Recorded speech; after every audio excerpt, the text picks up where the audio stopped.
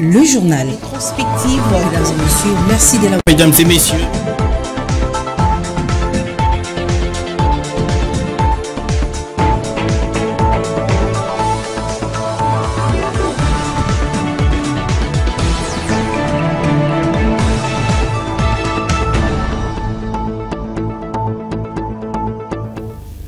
Bonsoir mesdames et messieurs, bienvenue dans cette édition d'information sur FM Télévision. Le chef de l'État Félix Tshisekedi s'est entretenu ce jeudi avec son homologue sud-africain Cyril Ramaphosa au Palais de la Nation. Les deux personnalités ont donné une conférence de presse juste après leur tête-à-tête. Félix Tshisekedi est revenu sur la question du déploiement des troupes de la SADC alors que le mandat de l'EAC s'épuise en septembre prochain. On l'écoute. Alors, quant aux forces de la SADC, je crois qu'il n'y a peut-être pas une bonne compréhension. Nous n'avons pas demandé l'aide de la SADC. Vous devez le savoir, au sein de la SADC, il y a un devoir de solidarité déjà. Donc nous n'avons même pas besoin de demander cette aide, elle va de soi. Parce qu'au sein de la SADC, lorsqu'un membre est attaqué, les autres ont le devoir de solidarité. Et c'est ce que la SADC a exprimé en m'invitant à cette rencontre de la Troïka, donc c'est le mécanisme de paix et sécurité de la SADC, pour que j'explique la situation de la République démocratique du Congo, mon pays. Et c'est suite à cela que, devoir de solidarité faisant, la SADC a exprimé son désir de venir aussi en RDC, parce qu'obligé par notre charte. Et donc, depuis lors, il est question maintenant de mettre cela en œuvre. Mais vous le savez, je l'ai dit, il y a la force est-africaine qui est là. Il faut d'abord observer comment est-ce qu'elle va se comporter. Et la force de la SADC reste en attente et toujours à la disposition de la République démocratique du Congo pour intervenir à tout moment. Et depuis la semaine dernière, je pense, VPM Affaires étrangères, à Luanda, nous avions convenu devant l'Union africaine et les représentants des autres communautés régionales de donner à la République démocratique du Congo la coordination de toutes ces décisions, le management de toute cette crise. Ça voudrait dire donc que le jour où la République démocratique du Congo le décidera, elle adressera alors formellement son quitus ou son go à la SADC pour qu'elle déploie enfin ses contingents ici. Pas de glissement, les élections se tiendront réellement dans le délai prévu par la Constitution. C'est le président de la CENI qui le confirme dans un contexte marqué par des doutes qu'éprouvent certains opposants et membres de la société civile sur le respect de cette échéance. Denis Kadima rassure aussi qu'il n'y aura pas de fraude électorale. Je vous propose de l'écouter. Les gagnants seront les gagnants. Il n'y aura pas d'élus nommés. Nous le disons. Et les gens ne nous croient pas. Non, on ne le fera pas. Je vous dis, rappelez-moi ce que je vous dis ici. Nous avons dit à ceux qui pensent que la fraude électorale sera encouragée par l'équipe qui est en place. Ça ne se fera pas. On peut aujourd'hui... enfin, anyway, laissez-moi dire autre chose, deux choses avant de terminer. En une minute, je le dis.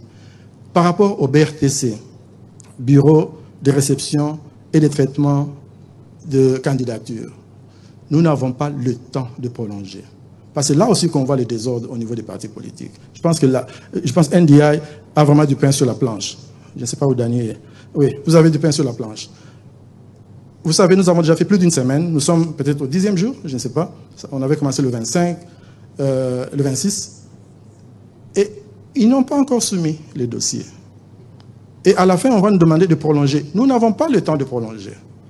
En fait, quand on est en retard comme ça, ça signifie déjà que c'est un problème d'organisation.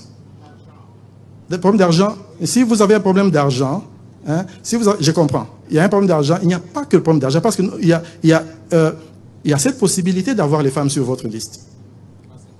50%. Pas partout. Les femmes sont partout. Hein? Les femmes sont partout, comme les hommes. Non, non, c'est une opportunité. Si vous n'avez pas d'argent, prenez le raccourci. Les femmes sont là. Mettez-les sur la liste, formez-les. Demain, elles seront tout aussi bonnes que vous l'êtes aujourd'hui. Alors, ça, c'est pour le BRTC. Il n'y aura pas de prolongation. Deuxième et dernier point. Le 20 décembre 2023, nous aurons des élections dans ce pays. Autre chose, le taux de change ne cesse d'aller crescendo en RDC, laissant la population sans voix. Cette situation n'est pas unique qu'à la RDC, elle s'observe dans toute la région, voire au continent, comme l'a indiqué le ministre d'État au budget. Aimé Boji a annoncé que le taux directeur de la Banque centrale du Congo a été revu à la hausse pour tenter de contenir cette situation. On l'écoute. Je tiens d'abord à dire ici que c'est un phénomène qui n'est pas unique à la République démocratique du Congo. Plusieurs pays de la région et du monde font face à une crise d'inflation qui est importée à la suite de l'économie mondiale. Et à cet effet, en guise de mesures pour essayer de freiner cet élan de dépréciation de notre monnaie, le Premier ministre a commencé par rappeler les mesures qui ont été prises antérieurement pour endiguer ce phénomène. En premier lieu, il s'agissait de publier chaque jour les taux d'échange officiels et parallèles dans les médias par la Banque centrale.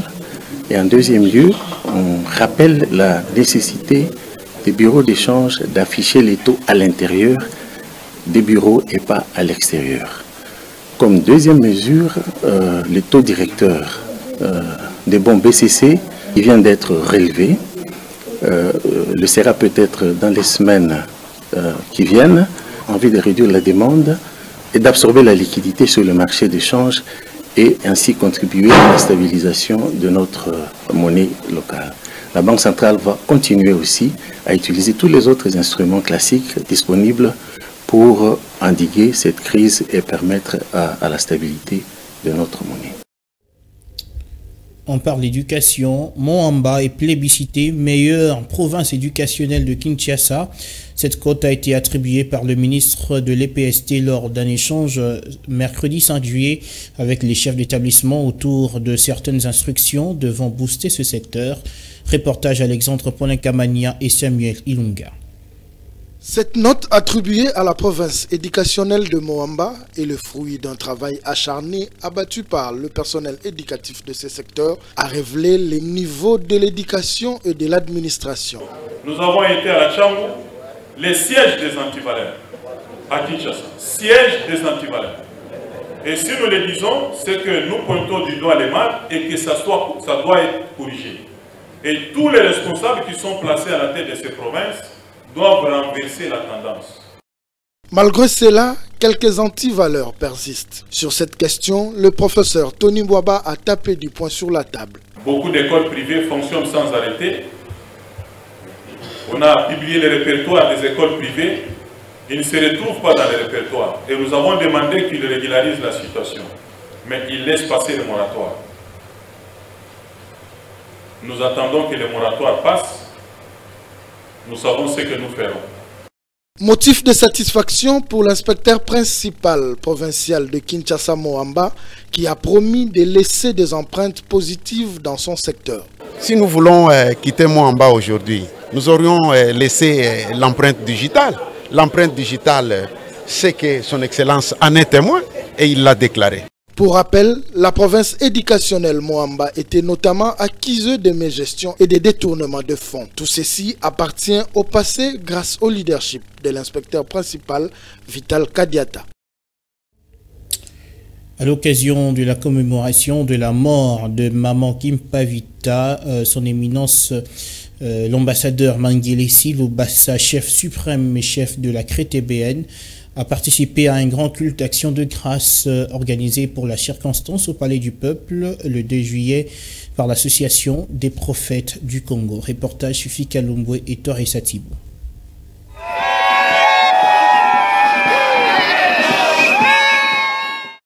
Ces grands cultes organisés à l'occasion de la commémoration des Maman Kimpanvita, au cours duquel a pris part l'ambassadeur Mangele Silubasa, chef suprême et chef de la confession religieuse des églises autochtones traditionnelles Bangunza PV à Longo, avait pour objectif la reconnaissance du combat de la brave femme Kimpanvita menée pour valoriser la race noire, a mentionné l'hôte de la cérémonie.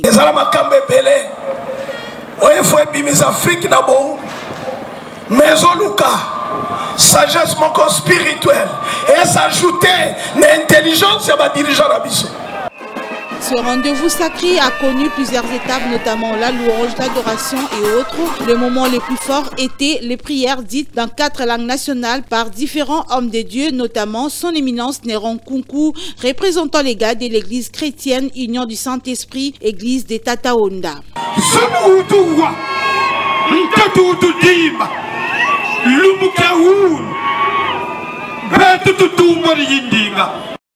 Les participants ont, à travers ces grands cultes, salué les combats des Maman Kimpanvita et sollicitent par ailleurs l'unité et l'amour entre les Congolais.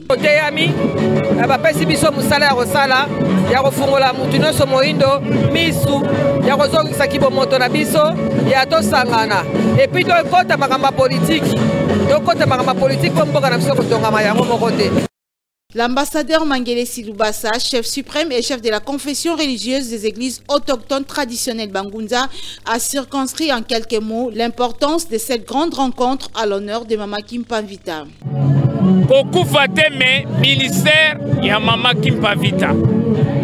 Oto sala kambula na mbula. Yango moni Afrika mobimba pe mokili mobila lelo et pesi bango ku.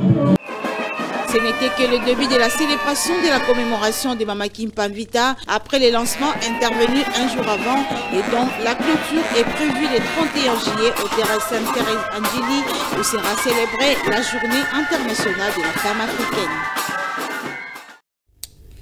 Sport à présent, le FC Renaissance du Congo sera en assemblée générale ordinaire ce 12 juillet 2023, précise le président du comité national des supporters. Marlene Tundulu a par ailleurs appelé les supporters au calme et au soutien, à la coordination. On va l'écouter au micro de Lionel Ngolo et Enoch Mafuka. À ce qui concerne l'assemblée bilan du FC Renaissance du Congo, à tous qui nous suivent, ils doivent savoir qu'il y a de cela 3 semaines, la Linafoot avait élaboré un calendrier pour les assemblées générales des différents clubs. Alors pour le compte du FC Renaissance du Congo, la date était fixée au 30. Malheureusement, arrivé à la veille de l'assemblée, la Linafoot a jugé bon de décaler cette date pour les 6. Or, en ce qui concerne la date, l'endroit, l'heure, cela revient à la charge des dirigeants d'un club. Alors nous avons estimé que nous étions dans nos droits de décaler la date que la Linafoot nous a imposée injustement pour les 12. Et aujourd'hui, je peux vous confirmer que nous avons introduit notre lettre pour dire que nous allons tenir notre assemblée le 12 juillet à Bandalung. Nous avons donné l'heure, le lieu et la date. Non, aujourd'hui, il n'y a pas eu assemblée parce que l'équipe a saisi officiellement la FECOFA. Aux supporters de se tranquilliser, de suivre plus ce que les coordonnateurs vont leur dire. Soyez patients au moment opportun. Nous avons dit que l'assemblée se tient le 12.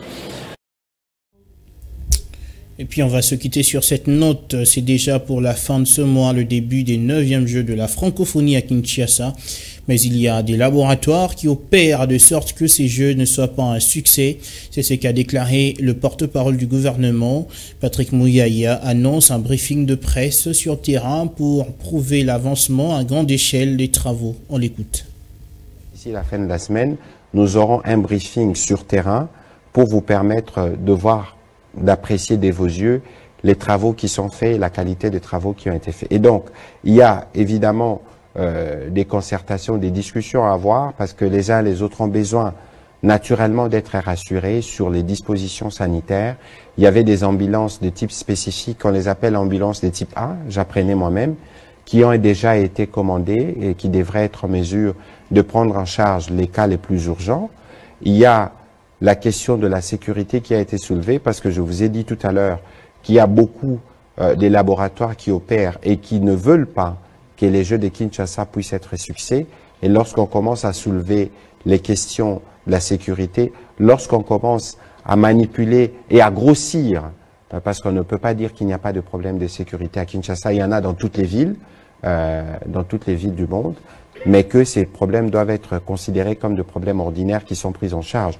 Et surtout, qu'il y a un plan de sécurisation de sites qui a déjà été préparé, je pense dans les jours qui viennent, qui sera partagé avec le pays qui se sont inscrits, donc les délégations qui vont arriver auront accès à ces plans, et ce qui permettra de préparer les dispositifs sécuritaires, ou tout au moins de travailler en étroite collaboration avec nos services pour que la question de la sécurité puisse être résolue. Donc c'est une question que nous allons suivre de près.